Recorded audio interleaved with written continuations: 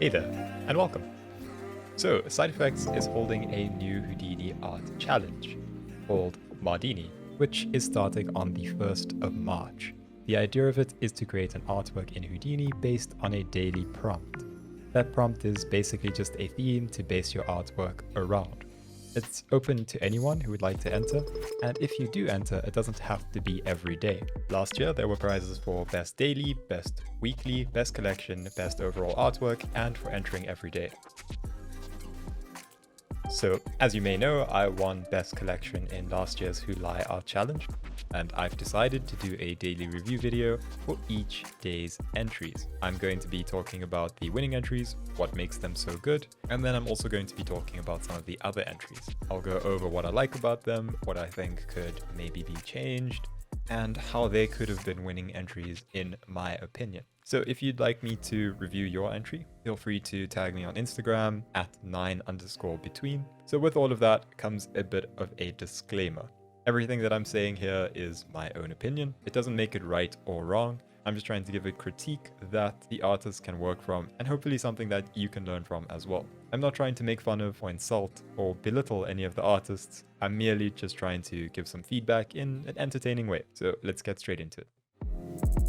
Right, day 2, topic was Grow. This is the 3rd place entry by Karl Krause. Sorry if I'm pronouncing your name wrong once again. And pretty cool, I like it. It's tricky. It's tricky with all of these motion topics to create a good still, but I do like what Carl did here. It is quite interesting having this variation in texture. So as you can see, there's the green arrows, he has these sort of transparent ones, and the rest of them are all opaque. But he has thrown in some green here and there, over there. Pretty cool. This shallow depth of field is very nice over here. You can see that everything other than this is out of focus. It sort of helps to guide the eye. Very nice entry. I also like the fact that there's so much detail in this. He managed to probably use instancing, I'm assuming it's instancing, to get lots and lots of geometry in here, and then just adjustments to orientation and scale, as well as to the texture that it's using. So yeah, very cool entry, like it a lot. I'm interested to see what's first and second, because this is a really good entry. This could have come first. So yeah, let's move on. So this is the 2nd place entry. Awesome. Love this entry. Very, very cool. A couple of things. Obviously, you know, it's a tree, but it's a Houdini tree. You can see the logo sitting in there. So of course, I'm sure he gets extra points for repping Houdini, but it's a very nice render. The thing that this really succeeds at doing is giving some sort of emotion. There's a feeling to this. You know, maybe like a summer night or something, and you have the lights in the trees. Maybe it's like at a park or something. And those sort of moody images elicit a response naturally. For that reason, they're often powerful images. And so having this in the background, I imagine it's an HDRI, but it's a very good choice because you can see that there's also trees in the background. The color scheme matches, and in part 1, so day 1, I mentioned that if you have an HDRI that's not out of focus, it can look odd. They did the right thing here and put it very much out of focus. You can't tell if it's an HDRI or actual geometry. That's very cool. They also did this with these little pieces of geometry that are flying about. It's got motion blur and depth of field, I'm assuming. Yeah, so it looks like motion blur.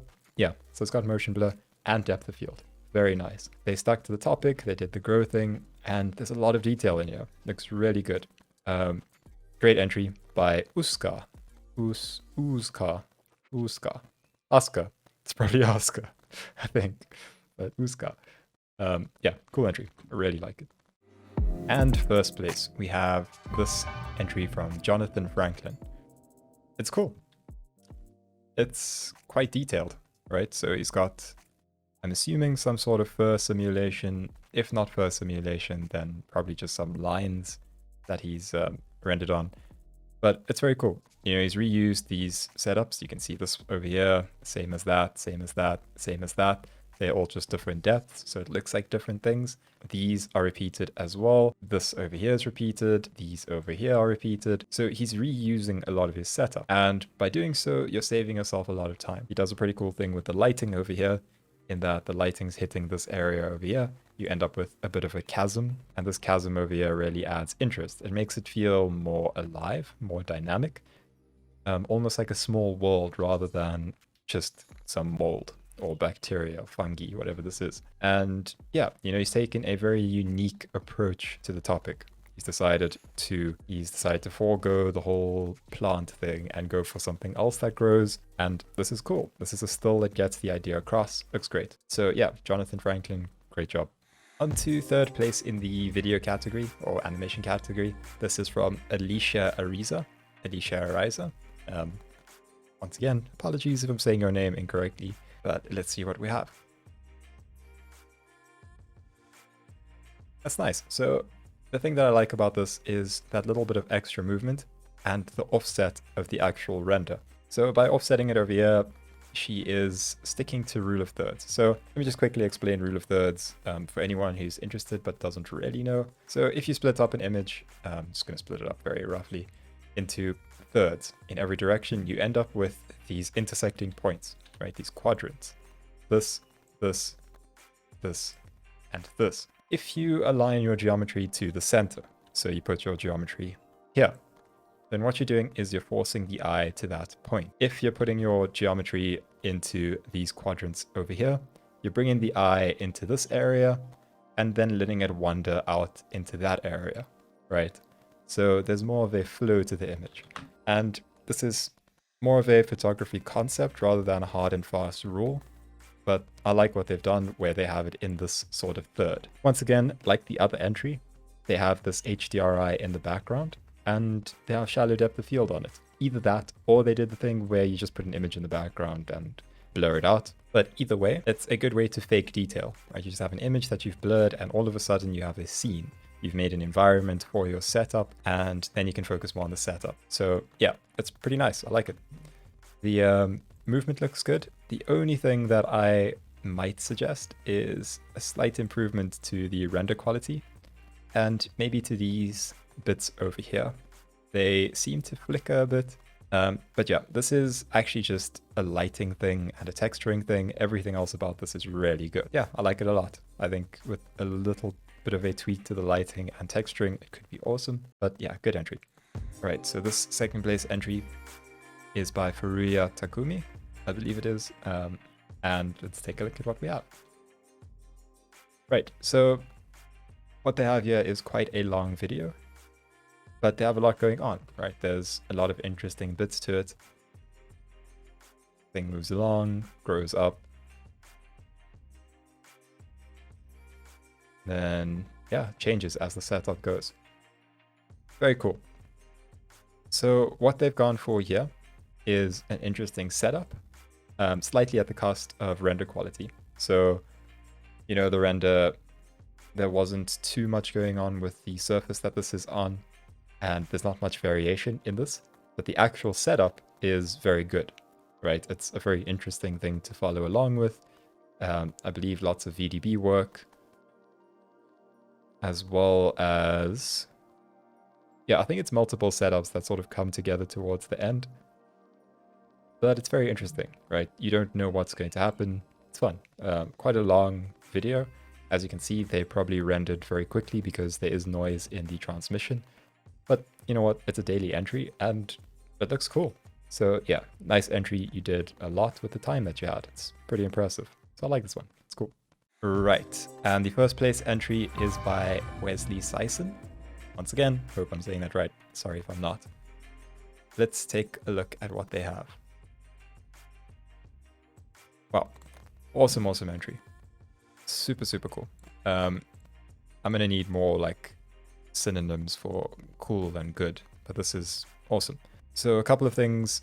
First and foremost, as a still, this looks amazing. A couple of things to note about it. Let me just bring this up real quick. Yeah, so a couple of things to note. Variation in this light source, right? This is how real light sort of looks in a room. They have things obstructing the light. This is a very smart choice. Having these obstructions of the light, you can see that there's almost shadows being cast over here. Gives very nice variation. You can do that just with a piece of geometry that comes in between the light and your setup. The actual background has a lot of detail, right? All of these little bits of detail, and it's just fake detail. This is most likely just a downloaded texture, and then you apply it as a displacement. You don't even have to do displacement. You can probably just do bump and get away with it in this case. Of course, you add a bit of a lip to this bottom edge. You also make sure that this has a lip over here, the sort of beveled edge. Once again, very nice geometry, very good looking texturing, very good lighting. This is close to perfect in terms of lighting and background environment. And then the actual thing in the center is incredible. It's this diffused light that you're getting through this transmissive orb. This is just largely about texturing. This person is extremely good at texturing. Like, these are beautiful textures. The actual growth thing, there's a lot of tutorials online about how to achieve this sort of growth. I can't remember what it's called. So, I'm not going to go too much into that. Of course, it isn't an easy thing to make, but it's cool. Looks good. They, once again, textured it really well. There's variation in all of the crevices, variation in color. They also have this sort of vine type structure growing on the inside. Even over here, right? And I want to draw your attention to this. Right over here. You see all of this detail? That's important. That's important for selling a shot. Like, that sort of detail, you don't usually have in a 3D render, especially in a daily entry. That's the type of detail that you have in real images or in shots where they're trying to go for like hyperrealism. Very nice entry. Pretty much perfect. Can't say anything bad about it. It might even win like best weekly. Super, super cool. So awesome. Wesley, love your work. Moving along, it's time for Mardini review. Let's go straight into the forum. I forgot how to get to the forum. Yeah. Robert McGee, thumbs up. Right, this one's cool, actually. Who did this? The Ray Play. That's a cool name. Yeah, so this is a nice entry. And I'm saying that based off of the actual movement that they have. Like, it's starting from this single point and sort of unraveling out. But you can actually notice that it's sort of low poly at this point. What you can do is you can take this geometry and run it through something like a cloth deform, right? And you can have high resolution petals. You just maybe design one and you copy them over to these points here. And then you do like a cloth deform. And you can take this sort of low poly version of the lily and get a very high resolution version out. What I'd also say is you're kind of losing the effect. And I think this might be something that they wanted. There's opacity to these leaves, but the issue is that in the center, you sort of just, it gets lost. You don't see the detail. What would be quite nice, in my opinion, is if you even vellum post-process this, give it a little bit of thickness, add a slight attribute noise or something, so that there's some minor variation. And then render it as more of a solid with maybe a bit of subsurf scattering, or even if you do this opacity thing, just a little bit less.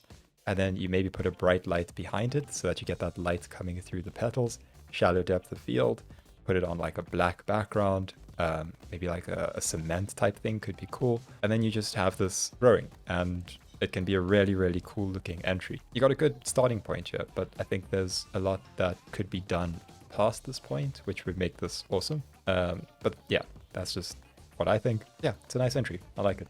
Wow, it reminds me of Mario. That's cool. Tapeworm soup. One of my favorites. It makes me a little bit uncomfortable, but it's actually cool. I like what they did. That's a nice entry. Like, apart from me seeing this as a worm, make a few minor adjustments to this. It's maybe a winning entry. Like, this table choice, I think, is a little bit risky. Looks a bit flat. Maybe if you do like concrete, you have a bit of displacement. Maybe that would be a bit more interesting. Or if you had like wooden planks or something. I think you can do more dramatic lighting on this, although it's not bad. This lighting isn't bad. I think that the main thing that's missing is actually just displacement, now that I'm looking at it. It's missing these sort of like bumps and cracks and things that tables have and the ball would have. This looks like a slight texturing thing to me. Could be cool though. It could be very cool. I do like the entry. So yeah, nice work. Jason Harmon. This is cool. I like it. It's nice. I like that there's this light source hitting the edge over here. I always like rim lights. This over here, nice dark area.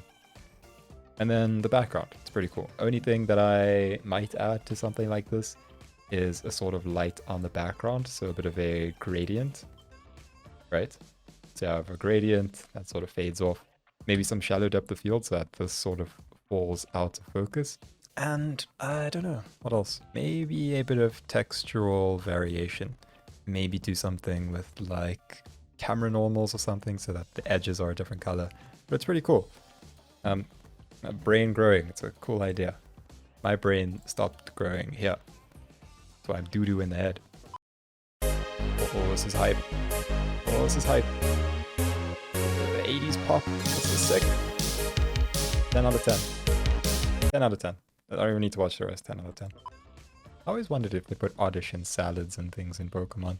I don't know how the Pokemon world works. Are there like normal animals for eating? Is everyone vegan? Because if everyone's vegan, does he count as a vegetable? But yeah. Cool oddish, man. I'll give you a like. Take a look at this one from Ash Effects. That's nice. That's very nice, actually. Like I'm not... This over here, I think it would be nice if there was a small bud on the tip of this. Just because it looks a bit weird when this appears on the end, kind of from nothing. But this part from here on looks really good. These two frames look solid. Even until about here, that whole sequence is awesome. I think this over here, when it just stops, right? It almost like freezes. I think it might be better to have it overshoot for a bit and then correct. Yeah, so you kind of overshoot the animation a bit and then you bring it back a little. So it has a bit of bounce at the end. But when it stops so suddenly, it's a bit weird. And also I think there's some petals that just disappear. Yeah, so there's like a few things that are just stopping this from being really, really cool. But overall, it's nice, man. Like the color scheme, having it in these frames is also interesting. I like that choice artistically. But as a color scheme, this sort of dark blue with the pink and you have this blue lighting, very nice. Yeah, there's a few minor tweaks you could make, but like this is a good entry, I think. Driven off the real-time data of my home backup system as it gets closer and closer to running out of disk space, only showing every second day's worth of disk usage. Of course you're gonna run out of disk space. Look how many cubes you're caching. It's like 200 frames of pure cube. You lunatic. I'll give you a like though. Oh, this is cool. Conceptually, this is awesome. Yeah, man, like this is sick. I think if this was rendered in the way of like the tennis ball from yesterday or anything like that, it would be so cool. This is a really nice setup. Another thing that I just want to mention is RBD fracture. Like this, you can get a lot more edge detail than just this without too much of a cost, I believe. I can't remember the settings, but there's RBD fracture settings that allow you to add edge detail. That would help this a bit, but it is nice. Like conceptually, this is sick. So yeah, cool entry, man. This is from DChow 1992. This one's awesome. Clamo. Clamo. I think it's Clamo. I doubt it. Chillamo. Clamo. Sick entry. Yeah, that like bounce on the flowers when they pop up. Really nice texturing, nice scene setup, nice lighting. Everything about this is awesome. I actually think that this should have been a winner. Like in my opinion, I think this is a winning entry. What about this isn't? Yeah, I don't know. I like this a lot. This might be one of those things, you know. Or maybe it was posted late. Oh, I think it was posted late. Yeah, but this one's cool. I do like this entry a lot. That's a nice entry. Yeah, so this is what I was talking about earlier when I was saying that you should kind of have a little bit of like overshoot on the animation. See how it like extends a little bit further and then bounces to correct itself. That's really nice in an animation. So yeah, this one's cool. Like this one too. Nice color palette. If you had to have like a little dude or something walking across, or like a bug, a ladybug, and this thing, These things sort of like open up a path for it as it's walking through. Could be super cute and could be a fun entry, but I do like the setup that you have with these things. Very cool. That's all for this video. I actually just wanted to end by showing last year's winning entries, because there's actually some similarity between the first place one and this year's second place one. And so this is kind of what I meant, that growth thing that they had. This one, there was a lot of variation, and like it was kind of moody, and you know, it's pretty interesting. And so this is kind of what I would have liked to have seen from the second place entry. Obviously not this exact thing, but some variation and a bit of moodier lighting, shallow depth of field, all of those things. But yeah, you know, that's me nitpicking. I also think Black Pixel's entry was super cool. He had a very unique take on it, so I thought I'd show you this as well. He just had this little dude. Over time, he's growing up. You know, this is really different from anything else that anyone was putting up. And so conceptually, his idea was awesome, and all of his little renders look great as well. And a very likable little character, you know, it's like a memorable entry. You know, maybe try and think out of the box, and that's not always easy, I know, but even look at, you know, Houdini entries and get some inspiration from them, because, you know, you can sort of take these ideas without necessarily stealing the idea itself. And even if they don't fall into the same category, you can kind of take away something from them. But yeah, you know, this is up somewhere.